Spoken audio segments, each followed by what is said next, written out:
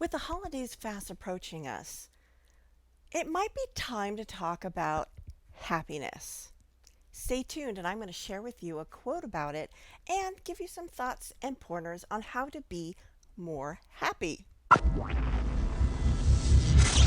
Hi, this is Carma Spence, your legacy creation mentor, and today I want to discuss this quote. Happiness cannot be traveled to, owned, earned, worn, or consumed. Happiness is the spiritual experience of living every minute with love, grace, and gratitude. Denis Waitley. So let's break this down a little bit. I know I say that a lot, but really, honestly, I want to break this down. Happiness is not something that just happens. It's something that you do. It's something that you create.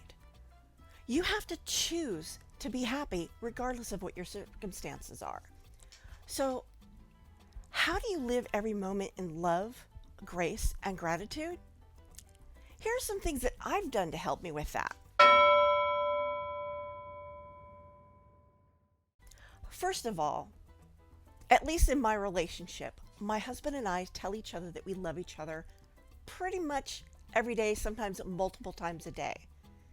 And I think that's part of the key of how we keep our relationship strong and loving. We've been married for 3 years now. We just celebrated our 3-year anniversary. I'm very excited about that. But as an example, how do you do this in other areas of your life? You have to choose to love. It's not something that happens, it's something that you do. Love is a verb. So choose to love what you can in your life. Love the sandwich you had for lunch. Love the TV show you just watched. Love your pets. Love your partners. Love your children. Love your life. It may not be perfect, but it is your life. So you might as well love it, right?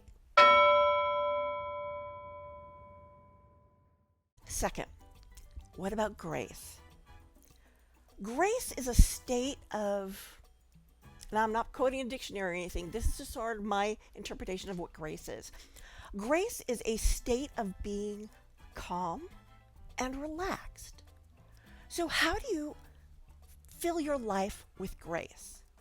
Again, it's a choice. You choose to not get flustered, or at least if you find yourself getting flustered, you calm yourself down. You wash that off. You stop yourself. You take a breath. You do what you need to do to approach the situation with calm. And I know for people who really know me, that may sound like I'm totally being hypocritical because often if something upsets me, my first reaction is, ah! But I always calm down and I always eventually get to the point where I handle it with calm. That doesn't mean I don't get angry. It doesn't mean I don't get frustrated. But it does mean that I make a choice to handle things with grace. And that can come with maturity, but it also comes with practice. And finally, the third and probably the most important part is gratitude. In fact, there's a lot of scientific evidence that proves that people who are grateful are more happy. And focusing on gratitude helps you focus on what's going right in your life. What you focus on expands, so why not focus on what you want rather than what you don't want? For example, if you are in a situation that has good points and bad points, let's say, okay, here's a silly example. I love my cat, but he loves to play with my feet, with his claws, in the middle of the night. I keep telling him that my feet are not toys, but he keeps doing it. Could I be angry at my cat all the time? I suppose I could, but he's really, really cute. So I choose not to. I focus on what I love about my cat. He is sweet. He is affectionate. He's adorable. And then I just choose to not get too upset about the biting and the clawing of my feet. You can do that with anything in your life. When you focus on what you're grateful for, on what is going right in your life, those are the things that not only expand, and they expand in actuality, but they also expand in your mindset.